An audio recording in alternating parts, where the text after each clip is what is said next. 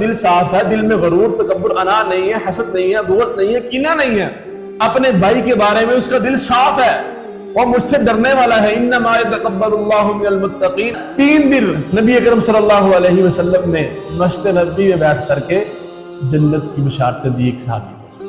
صحابہ تھے نا، تڑپ تھی، جنت کی تڑپ تھی جنت حاصل کرنے کی۔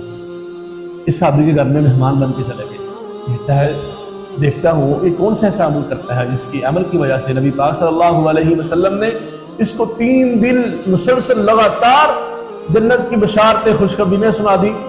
کہتا ہے ایک دن گزر گیا، دوسرا دن، 3 دن گزر گئے، مجھے اس میں کوئی خاص عمل نظر نہیں آیا۔ یہ جانے لگا، پوچھتا ہے یار میں تمہارے گھر میں مہمان بن کے آیا لیکن میری نیت یہ تھی، دیکھتا ہوں تم ایسا کون سا عمل کرتے ہو جس کی وجہ سے ہادی دو عالم نے اپنی زبان مبارک سے تمہیں خوشخبری سنا دی ہے۔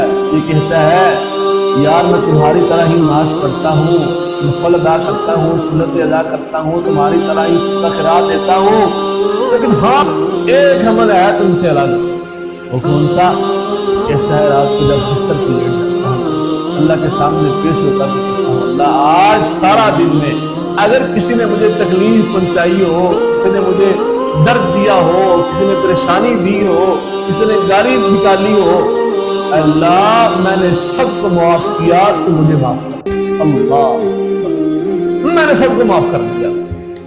ہم میں سے ایسے کتنے لوگ ہیں جو رات کو سوتے وقت اللہ کے سامنے پیش ہو کر کے کہتے ہیں اللہ میں نے سب کو معاف کیا، تو مجھے معاف کر دے۔